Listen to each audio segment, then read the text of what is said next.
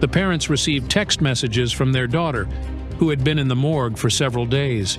Who was texting from the deceased girl's phone? The ghost of the girl will reveal the truth and unmask her murderer. You are watching Psychic Investigations, where people with extraordinary abilities investigate resonant criminal cases and shocking paranormal phenomena.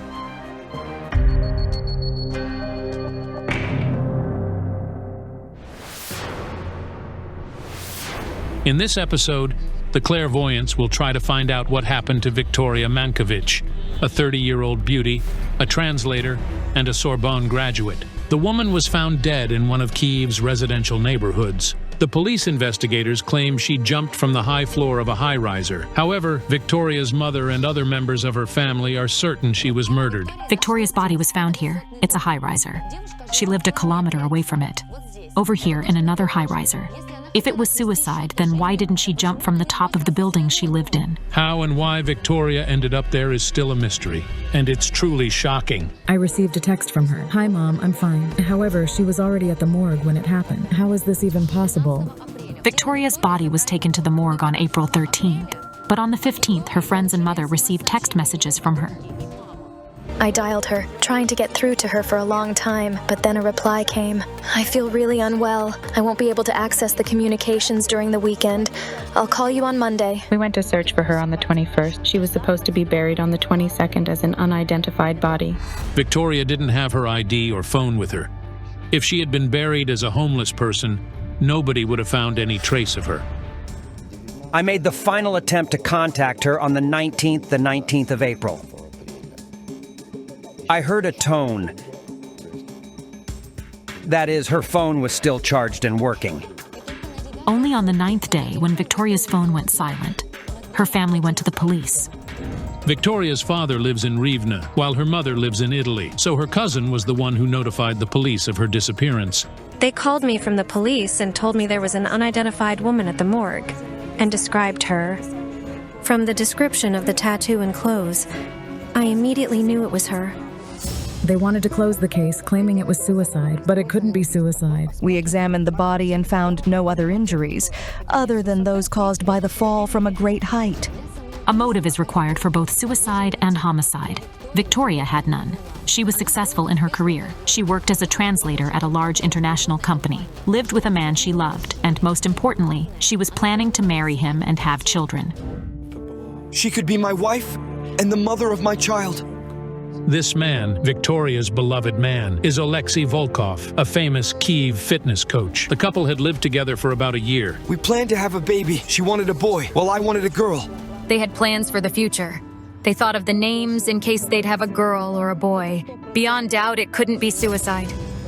I was in Prague when I learned of her death. Can you imagine how anxious I felt, being all alone abroad? I'm ready to sacrifice all my resources to find who did it. Dear psychics, I beg you to help me. Who and why killed my daughter? The best experts undertook the case: a Ukrainian clairvoyant, Jana Shulakova, and a British spiritual medium, Anna Galliers. The psychics are already listening to the woman's final audio record, a voice message she sent to her mother several days before she died. "Hi, Mom. I'm going to come to Rivne for about 2 days to visit Grandma. I hope you're doing well. Kiss you."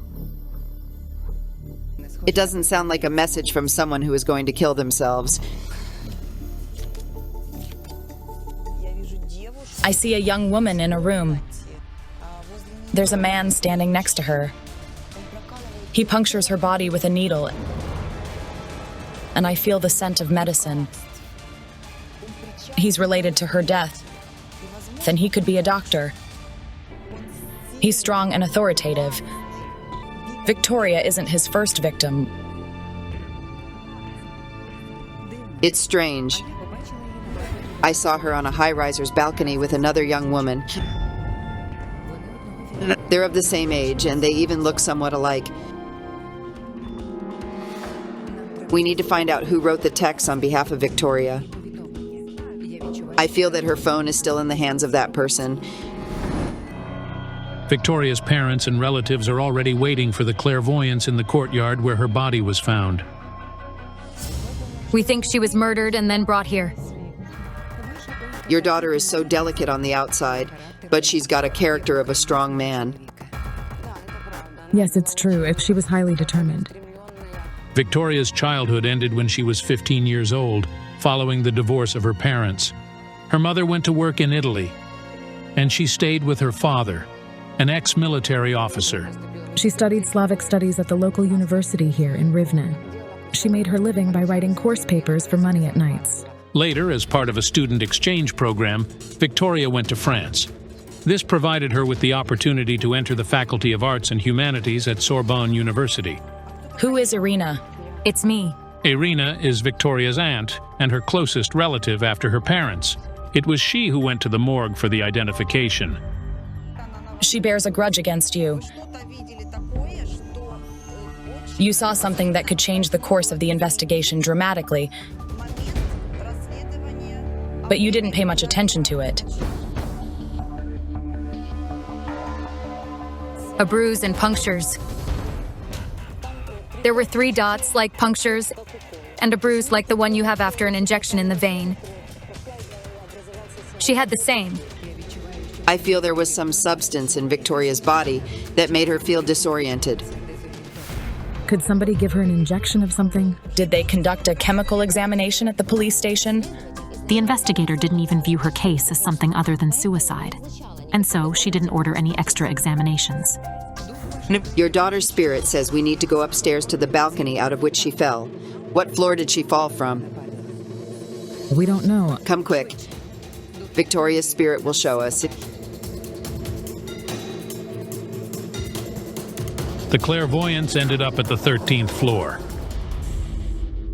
She says it's here. Your daughter says she was here. Victoria was here. I had a feeling that she was around us. And in my vision, I saw another young woman next to her. Your daughter says she left you some sign. Look. Ola. Ola. It turned out that the name of the young woman from my vision was Ola. She was very beautiful, dark-haired and fair-eyed. We don't know who it could be. Could this Ola be texting you from her phone?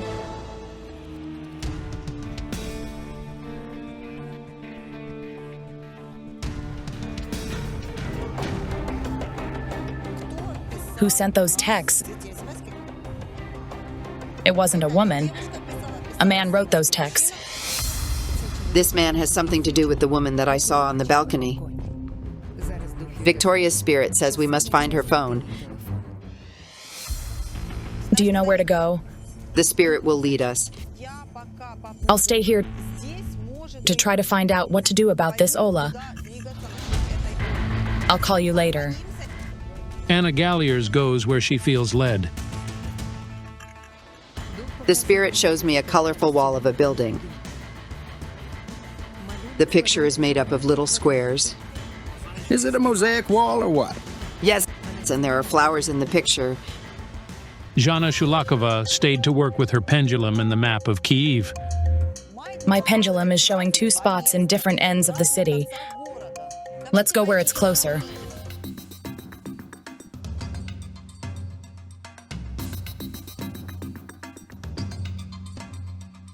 The picture matches the trees, tall enough but with cropped tops. And the building, a high-riser. There are plenty of lilies around it. Pull over here. I'd better get off and walk.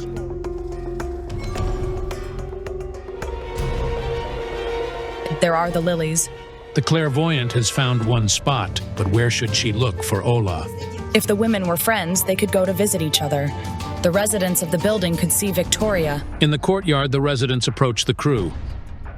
One of them knows a young woman named Ola. She says she's a lot like the one in the photo. She wasn't tall. Her height was quite average. She was dark-haired and very calm. You're speaking of Ola in the past tense. Did she die? It turns out that Ola died 4 years ago, a lot earlier than Victoria did. Victoria and Ola were similar in many ways. Both of them were successful, educated, and beautiful young women. They were somehow connected. But how? Ola used to be the branch manager of one of the Kyiv banks. 6 months before she died, she received an invitation to work abroad. My daughter was offered a contract in Austria. In mid-December, she called me and said she was going to Kyiv on business for a few days, and since it was a Christmas season, she was going to stay and celebrate the New Year. But the morning after she arrived in Kyiv, Ola died. Early in the morning, my wife received a call informing her that our daughter had been found dead under her apartment's windows. Ola's death became a shock not only for her parents, but also for her boyfriend. We were quite surprised to learn that in the last year of her life, Ola dated Alexei, the same man Victoria began to live with later. In the meantime, the feeling brought Anna Galliers to the building with the mosaics she saw in her vision. We're almost there.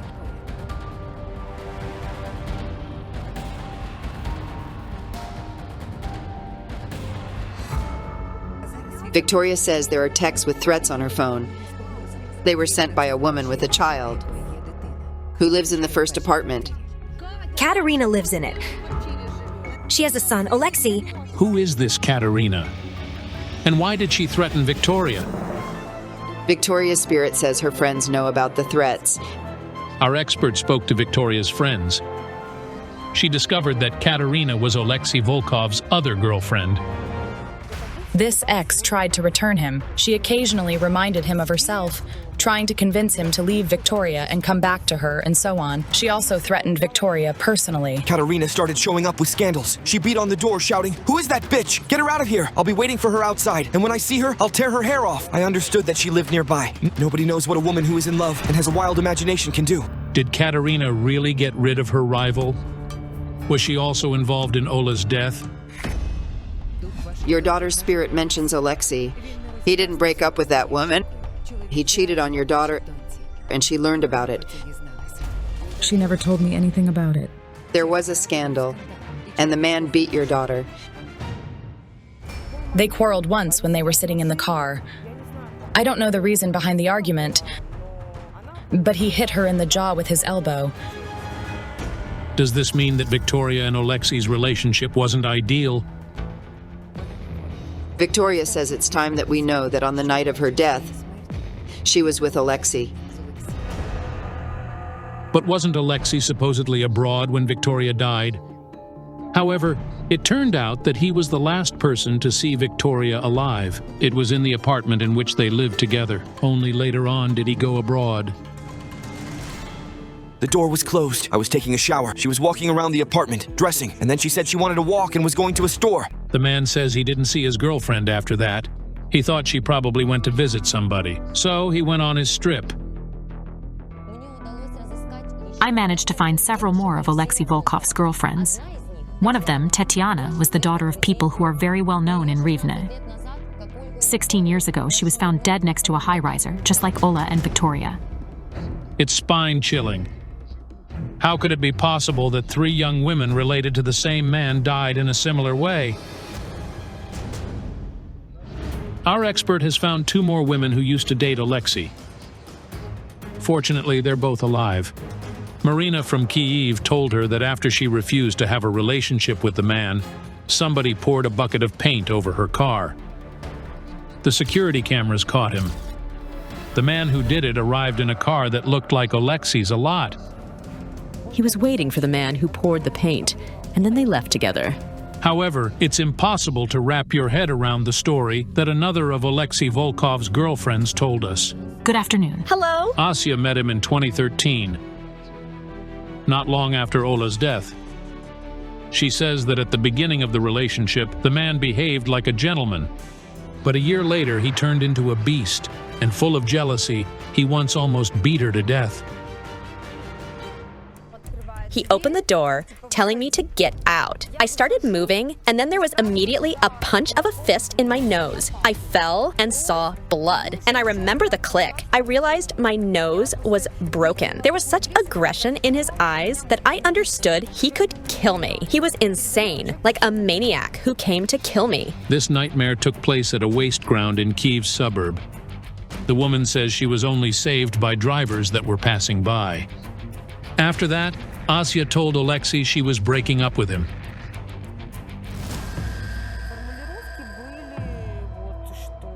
He threatened to pay a homeless man to pour acid over me or my child, or that I would be raped while he would be somewhere else to have an alibi. The first thing he did was warn me not to go to the police, saying he had many friends in various spheres, including the police and criminals.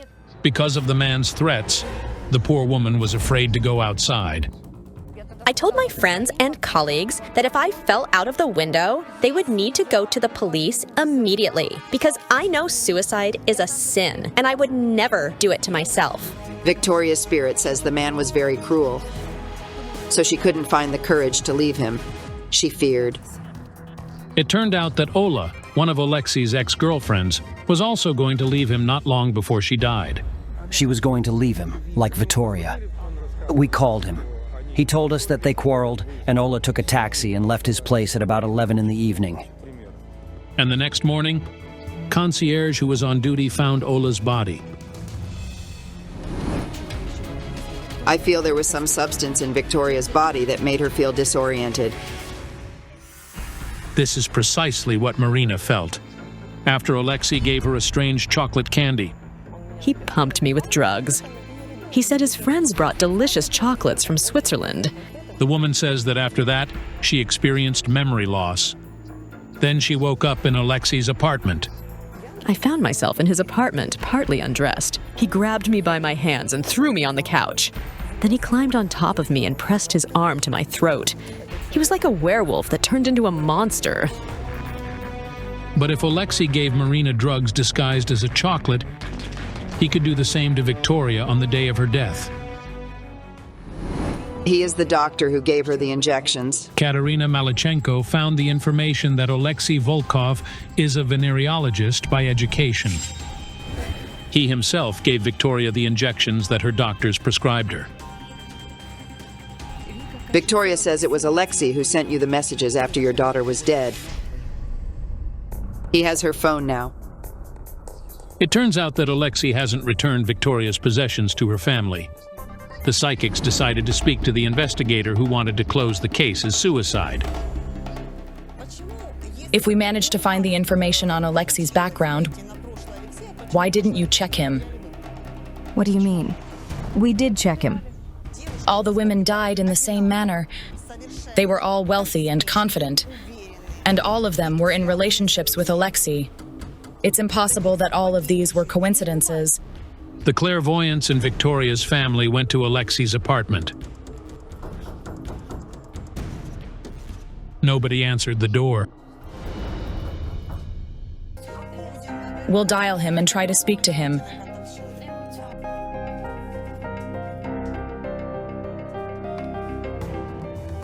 Hello, is this Alexei? Tell us please, where are you? In Kyiv? Could we meet and talk? So, you mind? Why haven't you returned her belongings to her mother? I'm not trying to hide those things. Can I give the phone to her mother, please? No. Tell him to come over here, please. So, you're quite willing to communicate through the investigator, aren't you?